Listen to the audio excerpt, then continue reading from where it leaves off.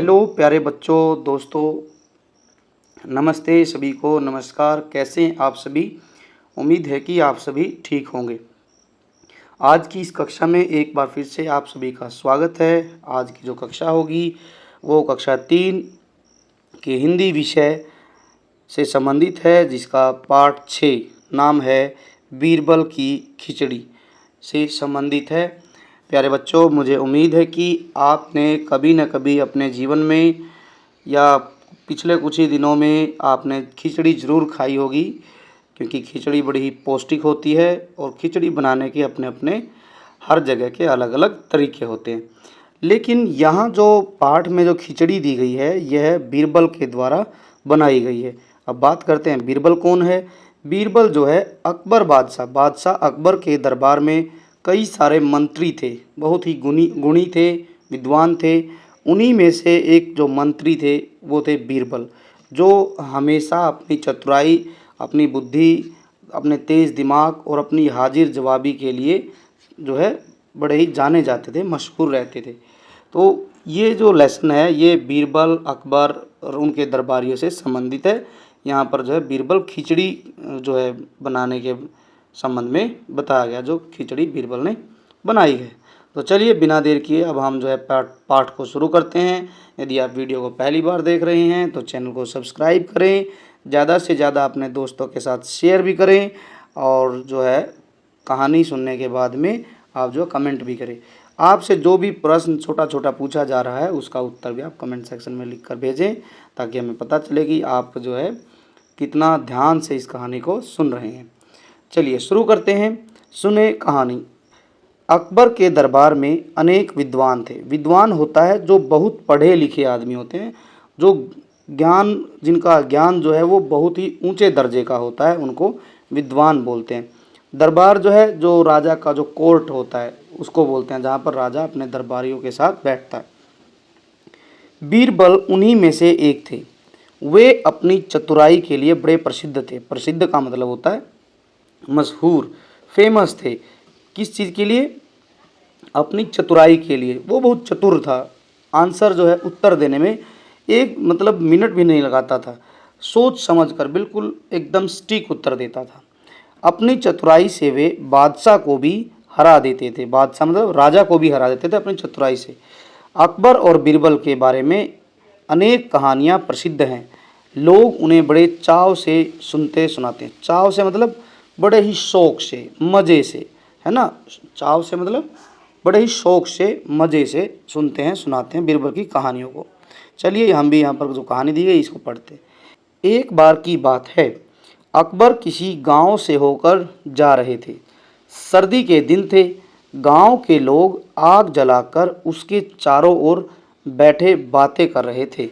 जब बादशाह अपने साथियों के साथ वहां पहुंचे तो एक व्यक्ति कहे, ये देखिए, अब ये जो है व्यक्ति है, ये सब आग जलाकर सेक रहे हैं, इसके दोस्त, और राजा भी यहाँ पर आया है जो है अपने मंत्री के साथ में। ये लोग आपस में बातें कर रहे हैं। देखते हैं इनके बीच में क्या बातचीत हुई है। कह रहा था कि मैं यमुना के पानी में रात भर खड़ा रह सकता हूँ। ये तो जो है बड़ी ही हैरानी की बात हो गई। सर्दी का समय है और ये आदमी कह रहा है कि मैं रात भर जो है यमुना के ठंडे पानी में खड़ा रह सकता हूँ। अकबर को इस बात का विश्वास नहीं हुआ।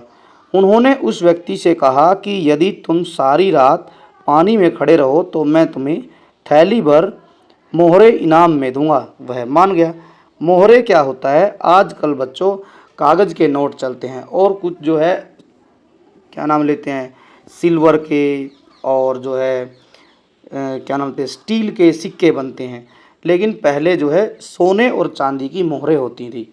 सोने चांदी से बने हुए सिक्के होते थे, उन्हीं को ही मोहरे भी बोलते थे। तो राजा ने कहा कि यदि आप ऐसा करते हैं तो हम जो है आपको थैली भर के मोहरे देंगे। अगली रात वह व्यक्ति यमुना के ठंडे जल में पूरी रात खड़ा रहा। प्रातः वह बादशाह के दरबार में आया। बादशाह ने आश्चर्य से पूछा, तुम इतनी सर्दी में सारी रात पानी में कैसे खड़े रहे? उसने नम्रता से उत्तर दिया। नम्रता से मतलब बिल्कुल सिर झुकाकर उत्तर दिया, महाराज आपके राजमहल से दीपक का प्रकाश, दीपक मतलब जो दिया जलता है महल में, आ रहा था। मैं उसे देखते हुए सारी रात भर पानी में खड़ा रहा। बादशाह ने कहा, तो तुम मेरे दीपक की गर्मी के कारण ही सर्दी से बच सके, तुम्हें कोई इनाम नहीं दिया जाएगा। देखिए, अब राजा ने उसके साथ थोड़ा सा धोखा कर दिया। अब आप बच्चे जो इस कहानी को सुन रहे हैं, देख रहे हैं, आप भी मुझे बताएं क्या कि यह कभी संभव हो सकता है कि दूर रखे दिए को देखते हुए आपको रोशनी मिल सकती है? क्या इसी रोशनी के दम पर, दूर से दिख रही रोशनी के दम पर, वह रात भर गंगा यमुना नदी के पानी में खड़ा रह सकता है? मुझे तो लगता है ऐसा नहीं। तो लेकिन राजा ने सोचा कि ये तो मेरे दिया जो रखा था राजमहल में, उसकी गर्मी से बच गया, तो उसको इनाम नहीं दिया। अब जब ऐसी बात होती है तो जाहिर सी बात है कि किसी को भी दुख लग सकता है। तो वह आदमी भी दुखी हुआ, वह बहुत दुखी हुआ और उदास होकर चला गया। उस समय बीरबल भी दरबार में उपस्थित थे। उन्होंने सोचा कि इस व्यक्ति की सहायता करनी चाहिए। अब बीरबल जो है उस व्यक्ति की सहायता के लिए आगे आता है। हम भी देखते हैं क्या होगा। दूसरे दिन बीरबल दरबार में नहीं आए। अकबर को चिंता हुई कि कहीं बीरबल बीमार तो नहीं पड़ गए। उन्होंने बीरबल को बुलावा भेजा। बुलावा मतलब संदेशा भेजा कि राजा जी ने आपको बुलाया। बुलावा मतलब संदेशा भेजा। बीरबल ने कहलवाया कि मैं खिचड़ी पका रहा हूँ, पक जाने पर दरबार में उपस्थित हो जाऊंगा। अगले दिन बीरबल को फिर दरबार में न देखकर बादशाह ने कुछ सोचा। फिर वे बोले, चलो स्वयं ही चलकर देखे कि बीरबल कैसी खिचड़ी पका रहा है। स्वयं का मतलब होता है खुद। अब जो है, जब बीरबल दरबार में हाजिर नहीं हुआ तो जो अकबर बादशाह थे वो खुद चल पड़े हैं, क्या देखने के लिए कि बीरबल कैसी खिचड़ी पका रहा है। हम भी देखते हैं कैसी खिचड़ी पकाएगा बीरबल।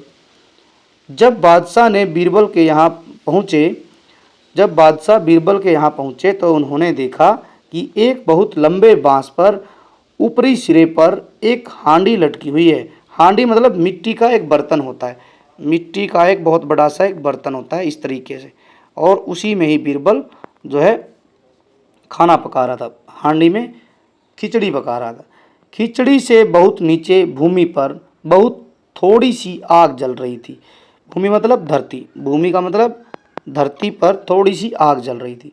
बादशाह ने हैरानी से पूछा, बीरबल भला यह खिचड़ी कैसे पक सकती है? हांडी तो आग से बहुत दूर है।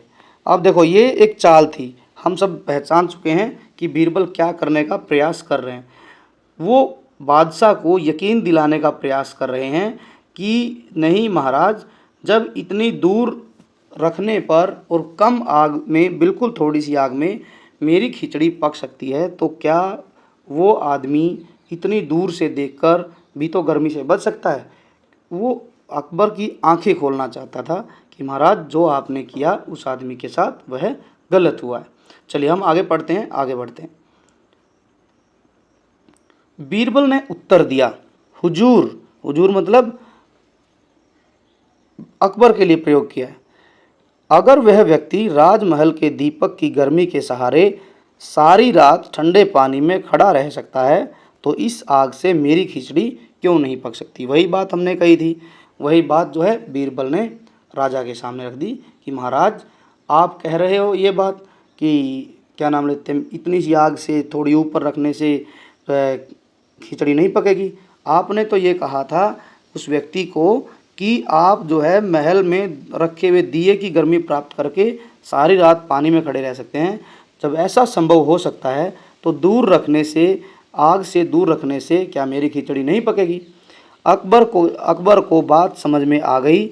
उन्होंने दूसरे दिन उस व्यक्ति को दरबार में बुलवाया और बड़े सम्मान के साथ उसे मोहरों की थैली भेंट कर दी। भेंट मतलब उसको जो उपहार था वो दे दिया। भेंट मतलब उपहार में दे दिए जो सोने के सिक्के थे। तो ये थी कहानी। इसके बाद जो है अकबर को अपनी गलती का जो है गलती महसूस हुई और उन्होंने क्या नाम लेते हैं अपनी गलती को माना और उस व्यक्ति को बुलाया और जो है वो जो सोने की जो मोहरें थी थैली भर, देख सकते हैं आप, ये इस आदमी को भेंट कर रहा है। बीरबल यहाँ पर खड़ा हुआ है। तो ये थी हमारी कहानी। तो हमें भी कुछ सीखने को मिला है कि क्या नाम लेते हैं, हमें किसी भी गरीब आदमी का या कोई भी जिसका हक बनता है, हमें कभी भी उसका हक नहीं मारना चाहिए। चलिए अब हम प्रश्न उत्तर की बात करते हैं। बातचीत के लिए यहाँ पर जो है बातचीत के लिए जो क्वेश्चन दिए गए हैं, प्रश्न दिए गए हैं, ये सिर्फ आपसे संवाद करने के लिए, कन्वर्सेशन या डिस्कशन करने के लिए कि आप इस पाठ के बारे में क्या सोचते हैं और इस पाठ से हटकर आपकी क्या राय हो सकती है इस पाठ से संबंधित। तो यही सब बातें आपसे टीचर करेंगे। अब पहला प्रश्न क्या है, आप गर्मी से बचने के लिए या गर्मी को कम करने के लिए क्या क्या उपाय करते हैं। तो ये तो आप बिल्कुल आसानी से बता सकते हैं, क्योंकि जब भी आपको सर्दी लगती है, सर्दी के दिनों में, ठंडी के दिनों में आप क्या क्या उपाय करते हैं। तो आप इसका उत्तर लिखेंगे, खुद से लिखेंगे। यदि मैं इसका उत्तर लिखूँगा तो मैं ये लिखता हूँ कि मैं सर्दी को कम करने के लिए गर्म कपड़े पहनता हूँ, धूप में बैठता हूँ, ठीक है, गर्म दूध, गर्म चाय पीता हूँ और जो है आग सेकता हूँ, है ना। हम जो है आग भी सेकते हैं बाहर लकड़ी जलाकर। अगला प्रश्न है, अपने द्वारा किए गए सबसे कठिन काम का अनुभव बताइए। यहाँ पर आपको अपना जो सबसे कठिन काम किया है ना, जैसे इस व्यक्ति ने कहानी में कठिन काम किया, सर्दी के मौसम में रात भर ठंडे पानी में खड़ा रहा, ये बड़ा कठिन काम था। तो यदि आपने कोई ऐसा कठिन काम किया है तो आप यहाँ पर अपना अनुभव अपने दोस्तों के साथ शेयर करेंगे कक्षा में, या फिर अपने टीचर के साथ डिस्कस करेंगे। आगे बढ़ते हैं। आपके अनुसार पकाने के लिए बर्तन से आग कितनी दूर होनी चाहिए। ये क्वेश्चन भी आप बिल्कुल आसानी से उसका उत्तर दे सकते हैं। आपने अपने घर में अपनी मम्मी को, अपनी बहन को, अपने पापा को, बड़े भाई बहन को, किसी न किसी को कोई न कोई खाने का सामान पकाते हुए ज़रूर देखा होगा, गैस पर, चूल्हे पर। तो आपने देखा होगा कि जो बर्तन होता है वो बिल्कुल आग के पास होता है, ठीक है। तो इसी प्रकार हम भी यहाँ पर उत्तर लिख सकते हैं कि मेरे अनुसार पकाने के लिए बर्तन आग के बिल्कुल पास होना चाहिए। ये इसका सही उत्तर हो जाएगा। आगे है, क्या आपने कभी खिचड़ी खाई है। तो ये तो बिल्कुल बिल्कुल हमारे मतलब का प्रश्न हो गया। यस, हाँ, मैं तो खिचड़ी खाता हूँ। अब आप बच्चे बताएंगे कि आप खिचड़ी खाते हैं या नहीं खाते हैं। मेरे घर में तो जो है खिचड़ी अक्सर बनती रहती है। तो मैं इसका लिखूँगा उत्तर, हाँ, मैंने खिचड़ी खाई है। क्या आपको पता है कि इसे कैसे बनाया जाता है। हाँ, मुझे पता है कि खिचड़ी कैसे बनाई जाती है। इसमें हम लिखेंगे, खिचड़ी बनाने के लिए दाल, चावल और जो है नमक मिलाया जाता है और उसको पानी मिलाकर, उसमें पानी मिलाकर और चूल्हे पर या गैस पर पकाया जाता है। अब खिचड़ी बनाने की जो तरीके हैं हर राज्य में अलग अलग हो सकते हैं।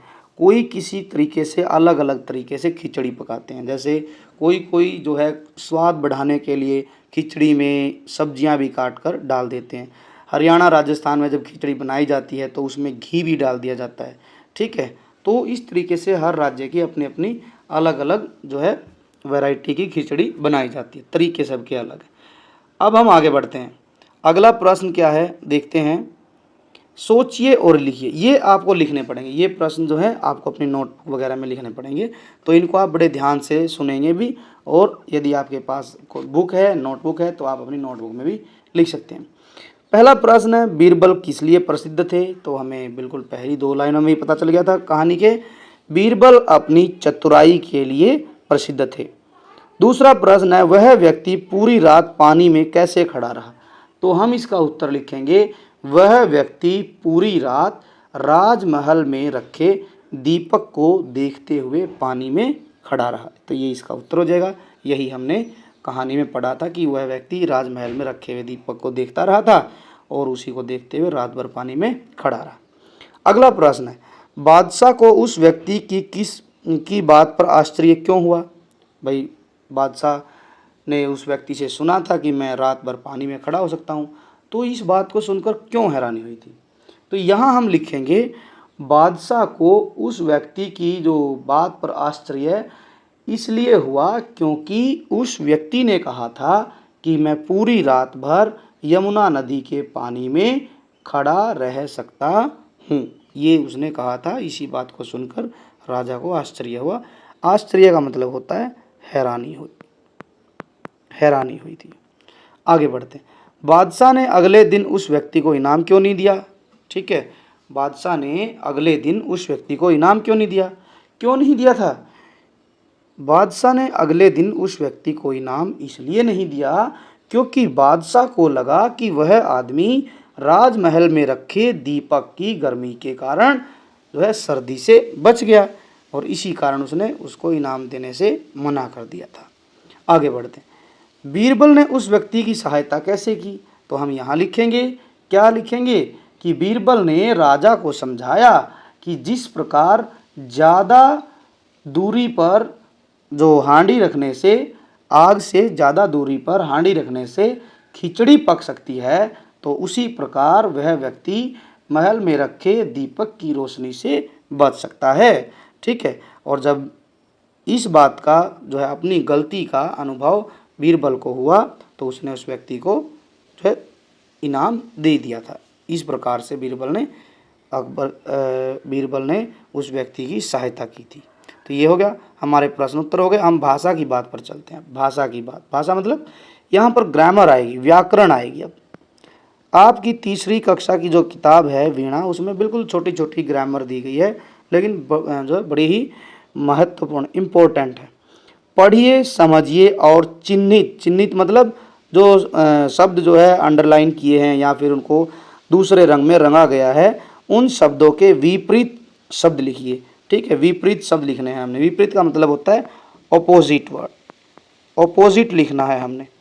जब बादशाह बीरबल के यहाँ पहुँचे तो उन्होंने देखा कि एक लंबे बांस के ऊपरी हिस्से पर एक हांडी लटकी हुई है। हांडी से बहुत नीचे भूमि पर बहुत थोड़ी सी आग जल रही है। बादशाह ने हैरानी से पूछा, बीरबल, भला यह खिचड़ी कैसे पक सकती है? हांडी तो आग से दूर है। ये एक छोटा सा पैसेज दिया गया है, पहरा दिया गया है। अब यहाँ पर ध्यान देने की बात है कि कुछ रंग जो है, कुछ शब्द लाल रंग से रंगे गए हैं। जैसे लाल में पहला शब्द है लंबे, लंबे का विपरीत उल्टा हो जाएगा छोटे। अब एक का उल्टा क्या हो जाएगा? यहाँ पर एक का उल्टा हो जाएगा अनेक, एक का उल्टा क्या हो जाएगा? अनेक। आगे बढ़ते हैं। नीचे का उल्टा क्या हो जाएगा? नीचे का उल्टा हो जाएगा ऊपर। तो हम यहाँ पर लिख देंगे नीचे का उल्टा ऊपर। इसके बाद है बहुत। बहुत का हम क्या लिख देंगे? बहुत का हम लिखेंगे कम। बहुत जो है कम। दूर का हम क्या लिखेंगे? पास। दूर का हम क्या लिखेंगे? पास लिख देंगे। तो ये हमारे विपरीत शब्द जो हो गए हैं। आगे बढ़ते हैं। वाक्यों को सही करके लिखिए। चलिए जी, हम एक उदाहरण देख लेते हैं, फिर हम सही करके लिखते हैं। अकबर के दरबार में अनेक विद्वान थे। अकबर के दरबार अनेक विद्वान थे, तो यहाँ पर कुछ छूट गया है। अकबर के दरबार अनेक विद्वान थे, इन दोनों के बीच में छूट गया था, तो हमने में लिखना है। अब हम आगे बढ़ते हैं। इससे अगले से को हमने खुद से हल करना है। अकबर और बीरबल के बारे अनेक कहानियाँ प्रसिद्ध है। हम एक बार फिर दोबारा से पढ़ते हैं। अकबर और बीरबल के बारे अनेक कहानियाँ प्रसिद्ध है, तो हमें ध्यान आ रहा है, यहाँ पर हमें लिखना पड़ेगा अकबर और बीरबल के बारे में। यहाँ पर हमें में लिखना पड़ेगा। अकबर और बीरबल के बारे में अनेक कहानियाँ प्रसिद्ध है। आगे बढ़ते हैं। आगे चलिए जी। गांव लोग आग जलाकर उसके चारों ओर बैठकर बातें कर रहे थे। दोबारा पढ़ते हैं। गांव लोग नहीं, गांव के लोग आग जलाकर उसके चारों ओर बैठे बातें कर रहे थे। अगला है, उन्होंने सोचा इस दुखी व्यक्ति सहायता करनी चाहिए। दोबारा पढ़ते हैं। उन्होंने सोचा इस दुखी व्यक्ति की क्या आ जाएगा? की आ जाएगा। इस दुखी व्यक्ति की सहायता करनी चाहिए। आगे बढ़ते हैं। बीरबल कहलवाया कि मैं खिचड़ी पका रहा हूँ, पक जाने पर दरबार में उपस्थित हो जाऊँगा। यहाँ पर दोबारा पढ़ते हैं।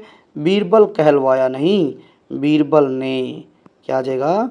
बीरबल ने कहलवाया कि मैं खिचड़ी पका रहा हूँ। पक जाने पर दरबार में उपस्थित हो जाऊंगा। ये भी हमारा प्रश्न हल हो गया है। अब हम आगे बढ़ते हैं। वर्ग पहेली में खाने की वस्तुएं ढूंढकर उन पर घेरा लगाइए।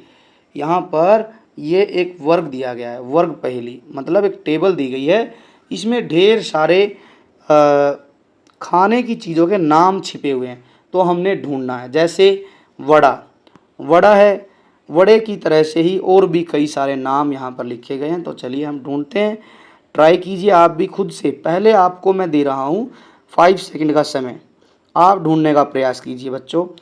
दोस्तों ट्राई करो। ओके, 5 सेकंड खत्म हो गई। अब मेरे साथ मिलाएंगे। वड़ा के नीचे है डोसा, डोसा डोसे को बोला यहाँ पर, डोसा का संबंध किससे है? डोसा से। इसके बाद है इसी के नीचे राजमा, राजमा है, राजमा के नीचे दाल है और दाल के साथ बाटी है। अब आप जो भी इस वीडियो को देख रहा है, आप मुझे कमेंट सेक्शन में उत्तर लिखकर भेजेंगे कि दाल बाटी जो खाने की वस्तु है इसका संबंध किस राज्य से है। दाल बाटी जो है खाने की वस्तु का संबंध किस राज्य से है, ये आप कमेंट सेक्शन में लिखकर भेजेंगे। इसके बाद है यहाँ पायस, पायस नहीं बनेगा, यहाँ बनेगा चूरमा, दाल बाटी चूरमा। ठीक है, आगे है इसी के ऊपर है कढ़ी, कढ़ी बनाई जाती है, और इन्हीं के ऊपर है चावल, तो ये बन गया हमारा कढ़ी चावल। चावल के ऊपर ही एक दिया गया है छोले, छोले दिया गया है, और इसके ऊपर जो है यहाँ पर दिया गया है सांभर, और यहाँ एक बच गया है इडली।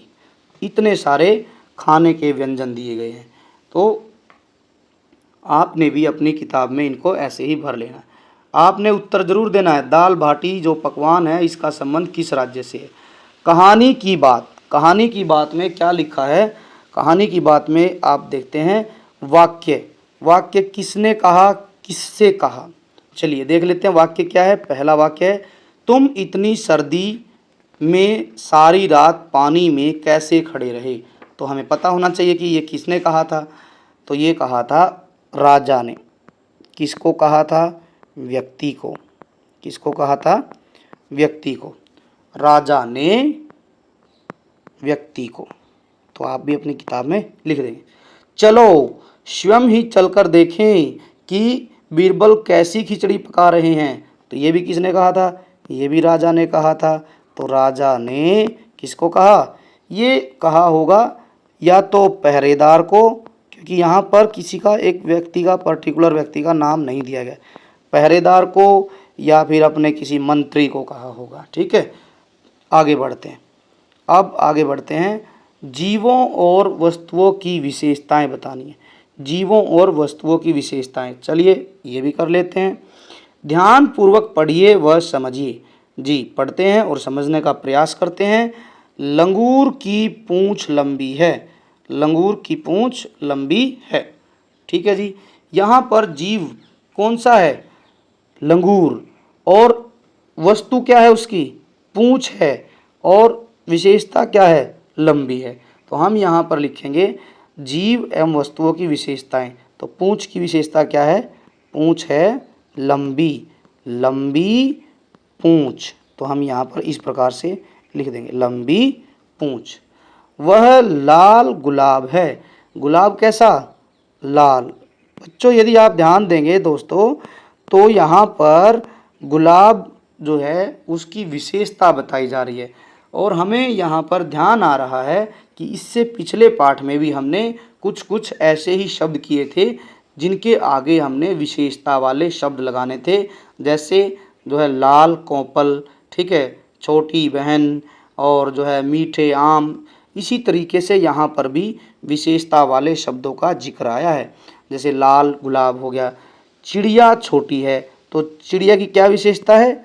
छोटी चिड़िया। तो हम यहाँ पर ऐसे लिख देंगे छोटी चिड़िया, छोटी चिड़िया।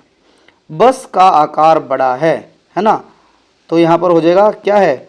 बड़ा आकार, बड़ा आकार। तो ये हम इस तरीके से सबको लिख देंगे, बड़ा आकार। आप अपनी किताब में लिखते चलेंगे। लिखने से पहले आप समझेंगे, ध्यान रखेंगे।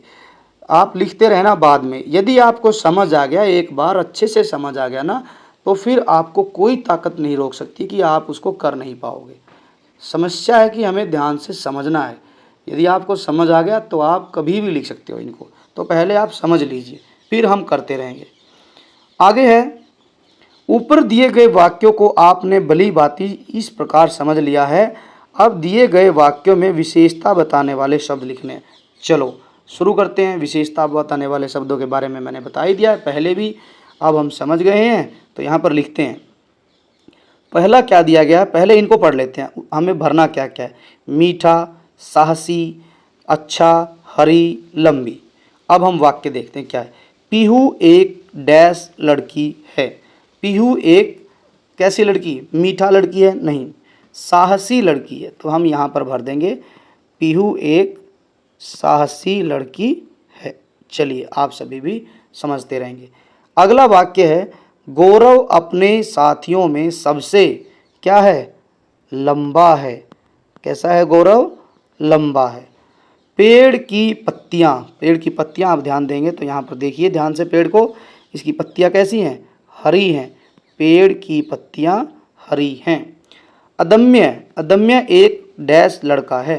अदम्य नाम है लड़के का, तो यहाँ पर नाम है लड़के का, तो क्या विशेषता हम भरेंगे, अच्छा, ऊपर से चुनकर नीचे लिख देंगे अदम्य एक अच्छा लड़का है। चलिए ये भी हमारा हो गया है, अदम्य एक अच्छा लड़का है। आम बहुत, आम की विशेषता क्या है, पेड़ पर देखकर ही बता सकते हैं, आम बहुत मीठे हैं। चलिए जी ये भी हमारा हो गया, आम बहुत मीठे हैं। ठीक है जी, आगे बढ़ते हैं। नीचे लिखे गए शब्दों को, जो शब्दों में से जो सही शब्द है उनमें रंग भरिए। चलो रंग भर देते हैं जी।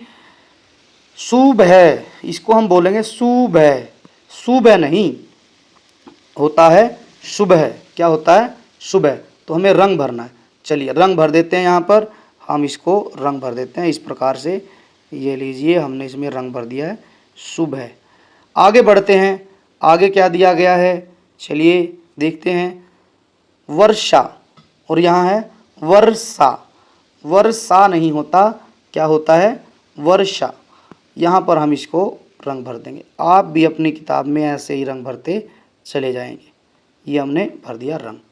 आगे बढ़ते हैं, आगे क्या दिया गया है, सवेरा, सवेरा, और यहाँ पर दिया गया है सुवेरा। सुवेरा नहीं होता है, सवेरा होता है। सवेरा मतलब जो प्रातः काल का समय होता है, जब अंधेरे को छाटते हुए सूरज बाहर निकलता है, रोशनी देता है, तो सवेरा होता है। वही शब्द यहाँ दिया गया है। आगे बढ़ते हैं। घ में क्या दिया गया है, सूझ बूझ, भूज नहीं, यहाँ पर बूझ आएगा। ब और भ में अंतर होता है। यहाँ जो दिया गया ये भ है, ये यहाँ जो दिया गया ये ब है। यहाँ पर इसको थोड़ा सा ज़्यादा दाब दे के बोलना पड़ रहा है, जोर देकर, भ, ये वाला गलत है, तो सही वाले को हम रंग भर देंगे। आप भी रंग भर दीजिए मेरे साथ मिलकर। ये हमने दूसरे वाले को ने कलर कर दिया है। तो ये हमने यहाँ तक कर लिए हैं। अब हम आगे बढ़ते हैं, आगे बढ़ते हैं। आइए कुछ बनाए, आइए कुछ बनाएं। चलिए आइए आज एक स्वादिष्ट व्यंजन बनाते हैं जिसका नाम है चटपटी भेलपूरी। ठीक है, आप लोगों ने अपने जीवन में, अपने प्रीवियस डेज में, बीते हुए दिनों में कहीं ना कहीं आपने चटपटी भेलपूरी, चटपटी भेलपूरी मतलब थोड़ी सी तीखी है लेकिन बड़ी स्वाद है, ऐसी भेलपूरी बनानी है। भेलपूरी बनाने के लिए हमें क्या क्या चाहिए, इसमें इसके लिए आपको जो सामग्री चाहिए वह है मुरमुरे एक कटोरी। मुरमुरे मतलब आप लोगों ने देखा ही होगा, मूढ़ी भी बोलते हैं कई जगह, वेस्ट बंगाल में, आसाम में, बिहार में, ये इन जगहों पर मुरमुरे नहीं मूढ़ी बोलते हैं, झाल मूढ़ी भी बोलते हैं। ठीक है, मूढ़ी लेनी है, मुरमुरे कह सकते हैं। बारीक कटा हुआ एक प्याज। चलिए यहाँ पर चित्र बनाकर हम भी प्रयास करते हैं।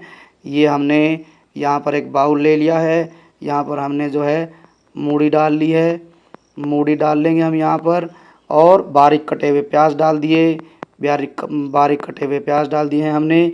इसके बाद हम एक छोटा सा टमाटर डाल देंगे, एक बारीक कटा हुआ खीरा। आप जो है यदि हरी मिर्च खाना पसंद करते हैं तो हरी मिर्च डालना, अदरवाइज़ मत डालना। नींबू का रस, नमक स्वाद के अनुसार, चाट मसाला और जो है आमचूर 1 चुटकी, धनिया पत्ती सजावट के लिए, धनिया पत्ती यदि आप डाल देंगे तो उसका स्वाद और बढ़ जाएगा। इनको मिलाइए और चटपटी भेलपूरी बांटकर आनंद से खाइए। वाह वाह वाह, क्या बात है, ये तो हमारे मौज हो गई। आप इस एक्टिविटी को अपनी कक्षा में भी कर सकते हैं अपने दोस्तों की सहायता से। यदि आपके टीचर, आपका शिक्षक इस चीज़ की अनुमति देता है तो आप इस एक्टिविटी का बड़ा आनंद लीजिए। हमने भी अभी बीते दिनों में इस एक्टिविटी को किया था अपनी कक्षा में, तो बच्चों ने बड़ा एंजॉय किया था और बच्चों ने खुद बनाया था और बड़ी स्वादिष्ट लगी थी। बच्चे अपनी मूली, प्याज, टमाटर, खीरा, हरी मिर्च सब लेकर आए थे, नींबू, चाट मसाला, और जो है सब ने मिलकर मूढ़ी बनाई और खाई। टीचरों को भी टेस्ट कराई थी। चलिए अब हम आगे बढ़ते हैं। पता कीजिए, इस कहानी में यमुना नदी का जिक्र किया गया है। बिल्कुल सही बात है। भारत की कुछ और नदियों के बारे में पता कीजिए और नाम लिखिए। चलिए, यमुना नदी उत्तर भारत की नदी है। हम पूरे भारत से एक एक नदी का नाम लिखेंगे, उत्तर भारत से, उत्तर पूर्वी भारत से, ऐसे ही पश्चिमी से और दक्षिण से भी, ठीक है, सब जगह से लिखेंगे। यमुना, गंगा, ये हो गई उत्तर भारत की नदियाँ। अब हम बढ़ते हैं उत्तर पूर्व की तरफ, तो वहाँ पर जो नदी है, बड़ी ही प्रसिद्ध नदी है, आप लोगों ने सुना भी होगा, उसका नाम है ब्रह्मपुत्र। ब्रह्मपुत्र जो है बहुत बड़ी नदी है। इसके बाद हम चलते हैं, एक नदी आप लोगों ने यदि कोई जो है अरुणाचल प्रदेश की तरफ गया होगा तो वहाँ की एक नदी है लोहित नदी। लोहित नदी हमें जानना चाहिए, क्योंकि गंगा और यमुना को तो सब जानते हैं, लेकिन हमें बाकी राज्यों की नदियों का भी पता होना चाहिए। ठीक है, इसके बाद लोहित हो गई। इसके बाद हम चलते हैं अब थोड़ा सा दक्षिण भारत में, वहाँ पर एक नदी है कावेरी नदी। कावेरी नदी है, कावेरी नदी लिख दिया। ऐसे ही हमारे देश का जो, हमारे देश का मतलब हमारे देश का दिल है ना, हार्ट ऑफ आवर इंडिया है ना, वो मध्य प्रदेश। मध्य प्रदेश में 2 नदियाँ बड़ी प्रसिद्ध हैं, नर्मदा है और एक नदी है ताप्ती। नर्मदा और ताप्ती। ऐसे ही और भी कई सारी नदियों के नाम आप लिख सकते हैं। हमारे दक्षिण भारत जो है नदियों से भरा हुआ है। केरला में नदी है और तमिलनाडु में भी नदी है। इसके बाद आंध्र प्रदेश में भी नदियां हैं। तो आपने जो भी आपको पता है आप लिख सकते हैं। जैसे एक नदी है महानदी, महानदी, इन सब के नाम आप लिख सकते हैं। ऐसे ही जम्मू कश्मीर में भी बहुत सारी नदियां हैं। जैसे हम पंजाब की बात करते हैं, ठीक है, कोई हमारा जो प्यारा दोस्त पंजाब से यदि कोई वीडियो देख रहा है तो वहाँ एक नदी है, बड़ी प्रसिद्ध नदी है सतलुज। जम्मू से यदि कोई देख रहा है तो जम्मू में चिनाब है, ठीक है, और सिंधु नदी भी जो है वहाँ पर है। अब ये हो गया हमारा। अब हम देखते हैं आगे क्या लिखा गया है। झटपट कहिए, ये बड़ी अच्छी बात है। झटपट कहिए, मिलकर कहिए, झटपट कहिए। आप अपने दोस्तों के साथ कक्षा में भी ये बोल सकते हैं और अपने टीचर के साथ में भी झटपट कहना है। क्या कहना है? 4 छाते छाते 4, चारों चक्कर खाएं, 4 4 के 8, 8 के 4, चक्कर खाए चारम 4। ठीक है, दोबारा पढ़ते हैं, ये तो बड़ी अच्छी बात हो गई है ना, बड़ी मज़ेदार गतिविधि है, बड़ा मज़ा आया इसको बोलते टाइम। चलो दोबारा बोलते हैं, सभी मेरे साथ मिलकर बोलेंगे। 4 छाते छाते 4, चारों चक्कर खाएं, 4 4 के 8, 8 के 4, चक्कर खाए चारम 4, चक्कर खाए चारम 4। तो ये आप लोग भी इस गतिविधि को आनंद जो है बोलते हुए आनंद लेंगे। आइए सुने कहानी। बीरबल की तरह एक और विद्वान तेनालीराम भी अपनी चतुराई के लिए बहुत प्रसिद्ध थे। उनके बारे में पता कीजिए और उनके किस्से पढ़कर कक्षा में अपने साथी को सुनाइए। देखिए, जिस प्रकार से बीरबल बड़ा प्रसिद्ध था, ठीक है, तो बीरबल जो था बड़ा प्रसिद्ध था, अकबर के दरबार में रहता था। ऐसे ही तेनालीराम, आप लोगों ने टीवी पे भी इसका कोई ना कोई नाटक जरूर देखा होगा। तेनालीराम जो है भी ऐसे ही बड़े ही चतुर और विद्वान जो है जो मंत्री थे। मुझे यदि याद आ रहा हो तो ये कृष्ण देव राय जी के जो है दरबार में काम करते थे। यदि आपको इससे ज़्यादा पता है तो आप भी कमेंट सेक्शन में इसका उत्तर बता सकते हैं कि आपने ऐसी कोई कहानी तेनालीराम से संबंधित सुनी है, तो हमें आप ज़रूर बताइए। चलिए, ये था हमारा पाठ जो कि अभी ख़त्म हो गया है। मुझे उम्मीद है कि आप सभी को ये पूरा का पूरा पाठ समझ में आ गया होगा। और चलिए फिर, यदि आपको ये समझ आया है, अच्छी लगी है वीडियो, तो आप वीडियो को लाइक कीजिए। यदि आपने सब्सक्राइब नहीं किया है तो आप ज़रूर सब्सक्राइब करें, ताकि आने वाले वीडियो का नोटिफिकेशन सबसे पहले आपको मिले। घंटी का बटन भी ज़रूर दबाएँ और ज़्यादा से ज़्यादा अपने दोस्तों के साथ शेयर कीजिए। मिलते हैं अगली वीडियो में एक नए टॉपिक के साथ में। तब तक के लिए बाय बाय और अपना ध्यान रखिए। धन्यवाद।